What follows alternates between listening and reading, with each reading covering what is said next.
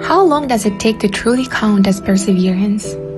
The Chinese often say, just hold on a little longer. But even after living in China for almost 8 years, I still couldn't quite grasp what this phrase really meant. So I began searching for an answer. Walking through the ancient city of Zhengding, I thought to myself, the solid city walls that cannot be blown down by the wind are the perseverance of stone. The trickling stream in the small pond is the perseverance of water. And then I saw a cheongsam shop. I began to wonder, what does perseverance mean here?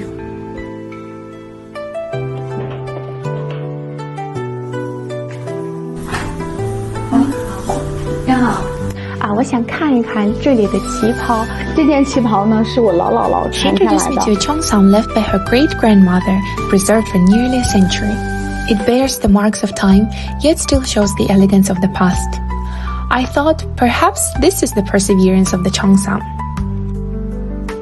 In the 1920s, the cheongsam gave Chinese women the freedom to embrace their curves for the very first time. So it was not just a dress, but also a symbol of Chinese women's independence and grace for the past 100 years. I began to grow curious about the cheongsam. What makes it so different? Li Yuqi told me about something called the cross-shaped flat structure. With the least amount of cutting, it allows the basic form of the garment to take shape quickly. When the measuring tape first circled around my shoulders, those crisscrossing marks suddenly seemed to carry warmth. I watched her write down each number by hand, and I asked, why go through so much trouble to make a single dress? Isn't it easier just to buy one in your size?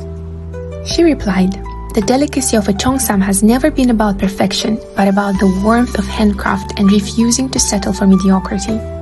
Stitches can run in straight lines across the cloth, yet they also know when to soften into a curve.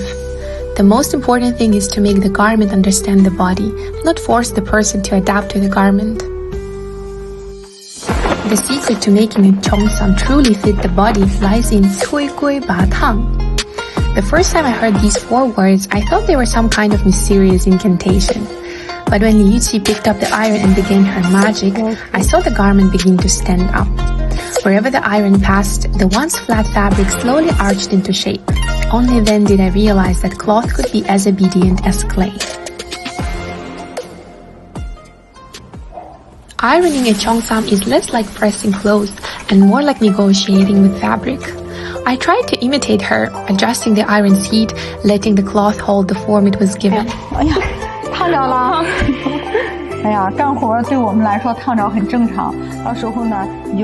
She told me that being burned by steam was part of the job. Watching her skilled movements, I realized it must have taken countless brushes with scalding heat to reach this level of mastery. Yet even more demanding than ironing is the endless stitching.